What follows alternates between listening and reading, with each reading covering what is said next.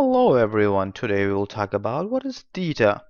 And before going to the DITA, we will try to understand what is a markup language means. And we will do that through HTML. Why? Because of two reasons. One is that a lot of people know about HTML, or I should say that more people know about HTML than XML, which is the base of DITA. So that is the first one. The second reason is because our browsers they understand HTML document. For example, if it's an HTML text document you see, when you load the same document in the browser, you don't see the same text. You see some results.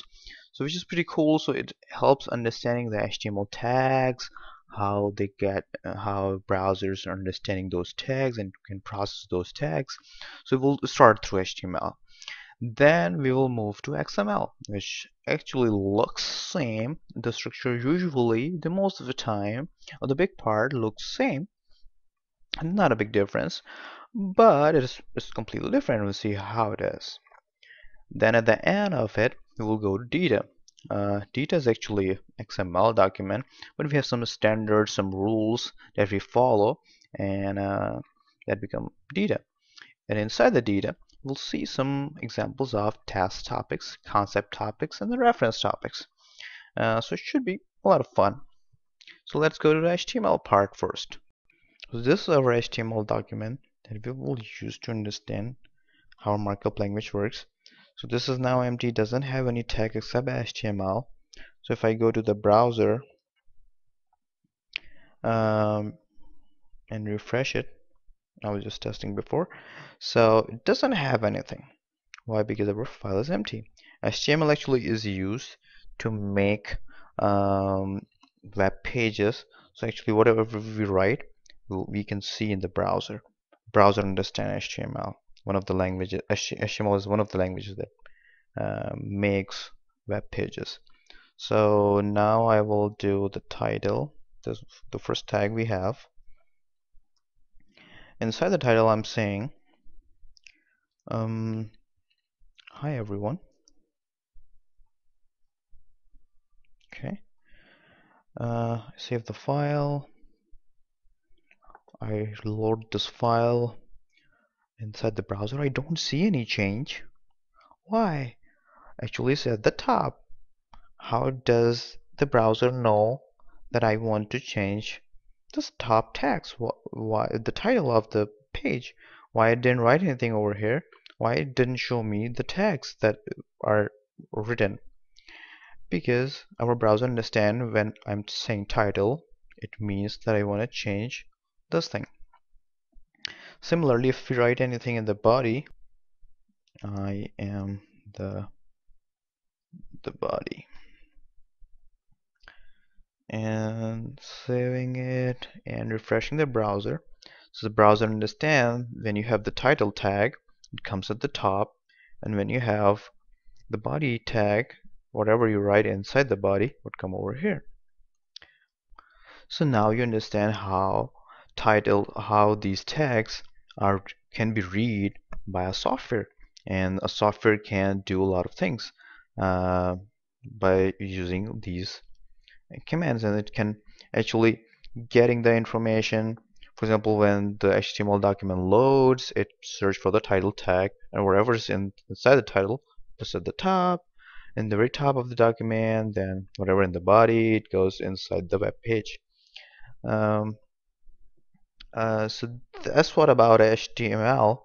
And now we will go to XML and see what are the differences between them, what are the similarities.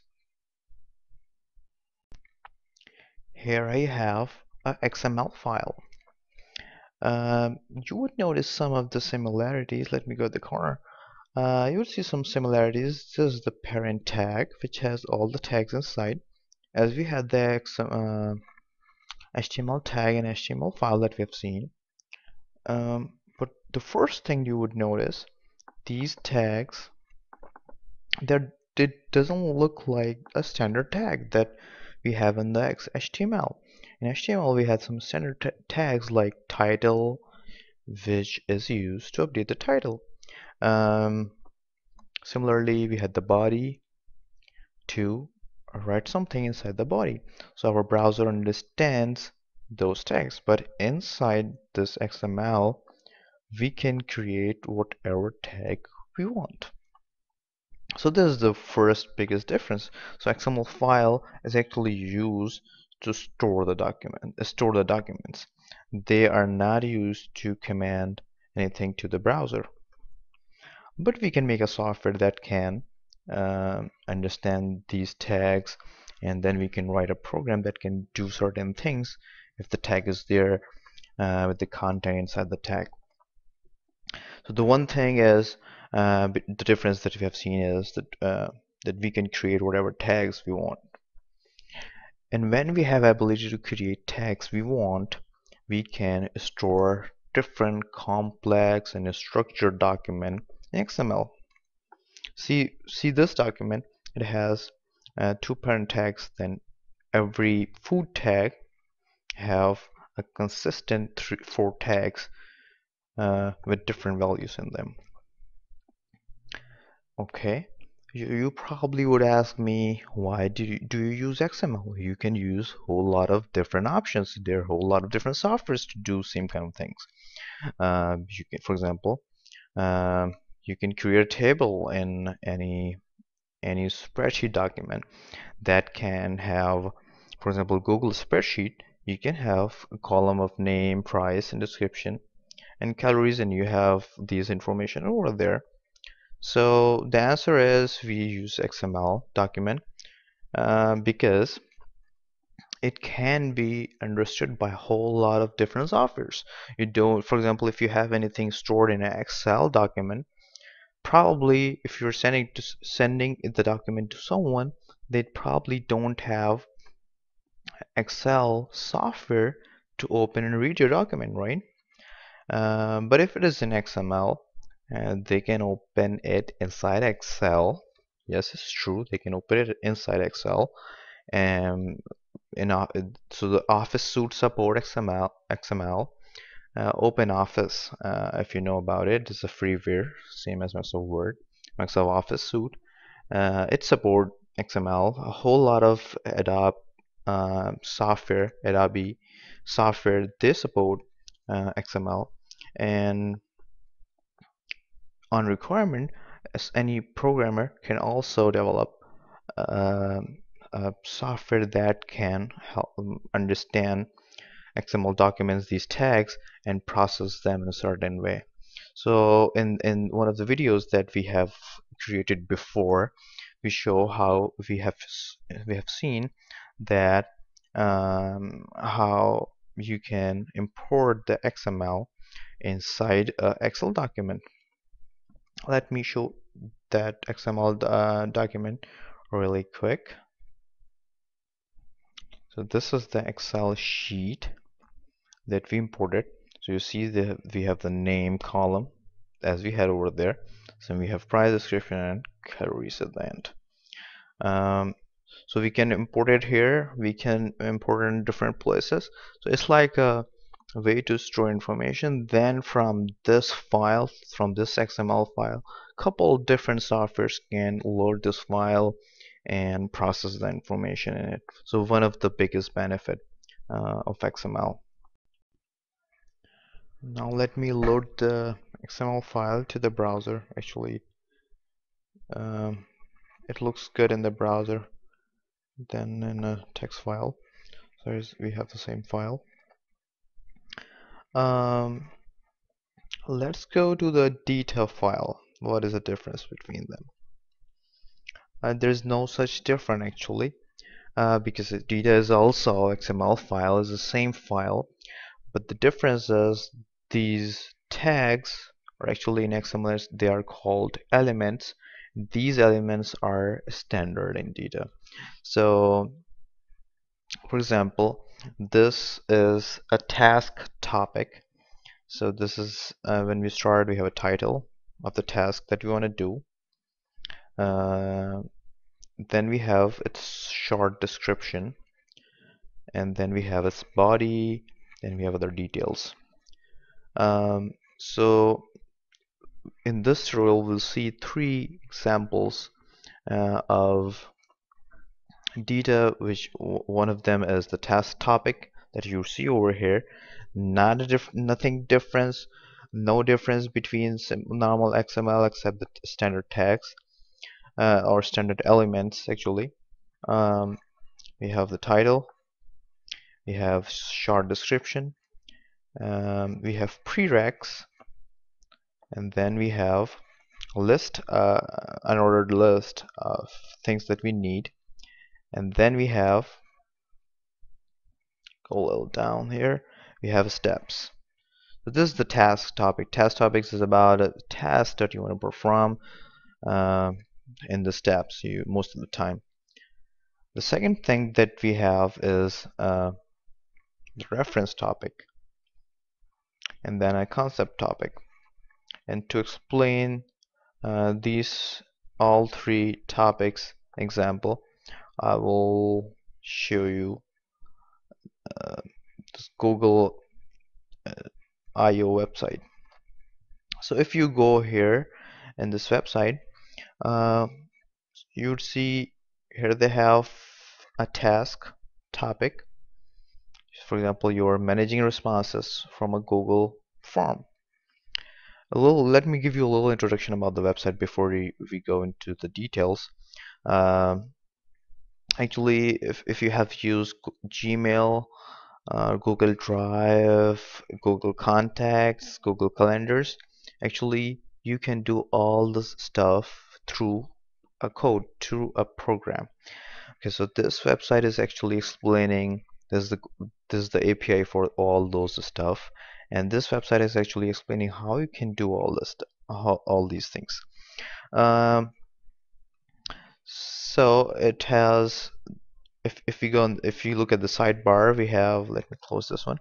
We have the task topics that we discuss that can tell you about the task. Here are all the tasks. Then you have the concept topic. So the concept topics talk about the specific concept. For example, you don't know how trigger and events, how a code can be triggered. So you want to learn about those. You come here. These are all details about that. So these are the concept topic. Talk about the concepts. And then you have reference topic.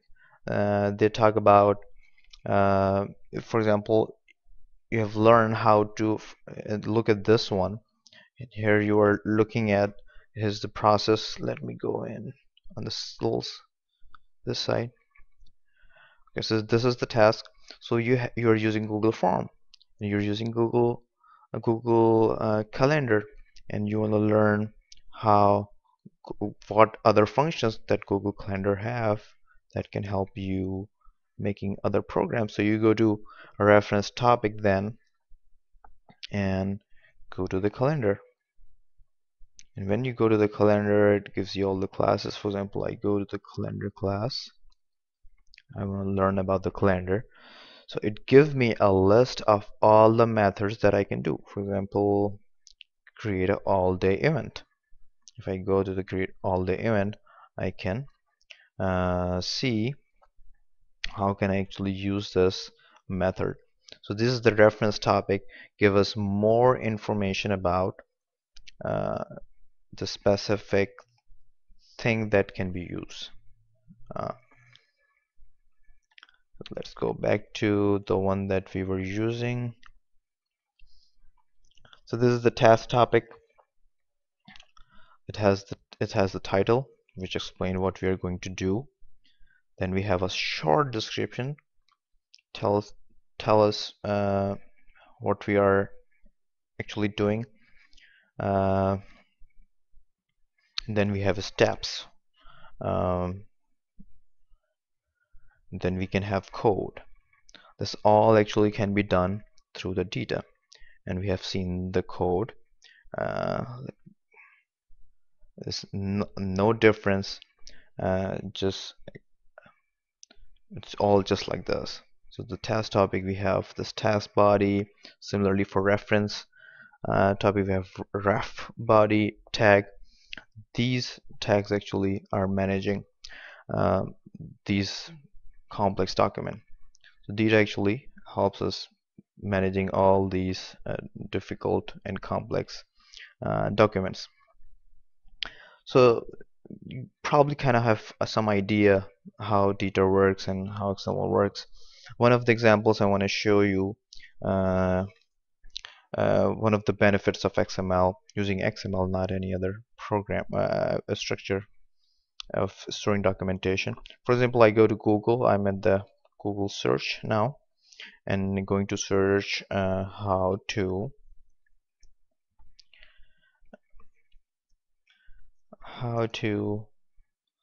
um, send email to more than one person through Google Apps Script. Okay, when I hit enter, at the very first one, it gives me um, it search the details and give me the link of the web page that has the information. Let's see if it is the correct information and if it is the correct one. So I go here. So I have the methods to send email to people. I can probably able to find the function I need. So how does the browser actually know that I want this specific information and that information is in this article? Is because the browser, because XML is just a file, text file. Actually, browser, when they read your website, which have XML files in it, it can read through the XML files. And when somebody search anything on the search engine, they also search those words inside the XML, because this document have had those words or similar words, so it find me this document, and so it's kind of a give more accessibility to the document either. So the second biggest benefit using it for the website. So hopefully this video helped you understanding how the markup languages works, how tags works, and how we can use DITA standard to manage complex documentation and store it to be processed for in different programs. Thank you for watching this.